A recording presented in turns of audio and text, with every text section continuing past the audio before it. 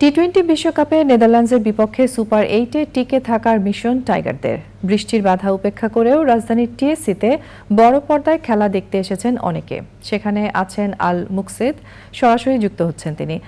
মুকসিদ, tiger ভক্তদের প্রতিক্রিয়া আমাদেরকে জানাবেন।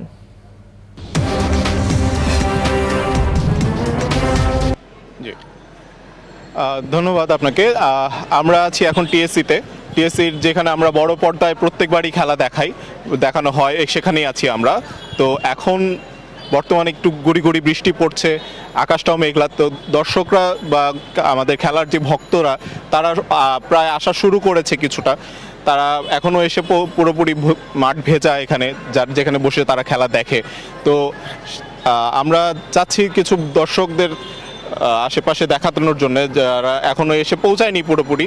তো আমরা চাবো কিছু দর্শকদের সাথে কথা বলতে, যে তারা এখানে এসেছে বাংলাদেশের খেলা দেখার জন্যে।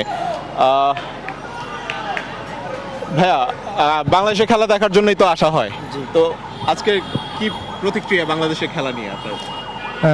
এর আগের বার তো প্রতিক্রিয়া একদম ভেঙে চুরমার করে দিছে।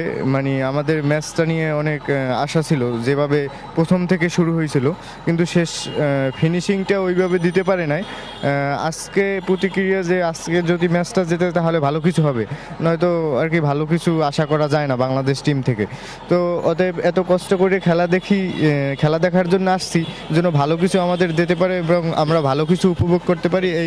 এই এটাই বলছিলাম যে আজকে মাঠটাও ভিজে, বৃষ্টি পড়ছে, দর্শকের আনাগোনাও একটু কমই দেখা যাচ্ছে এখানে। আশা করছি খেলা শুরু হওয়ার আগ পর্যন্ত আমরা সবাইকে পেয়ে যাব। এই ছিল এখনকার মতো আমার কাছে সর্বশেষ। ধন্যবাদ মুকসিদ, আপনাকে ধন্যবাদ। এখন জন্ম সনদ দিয়ে খোলো বিকাশ স্টুডেন্ট অ্যাকাউন্ট। নিজের বিকাশ নিজে কর।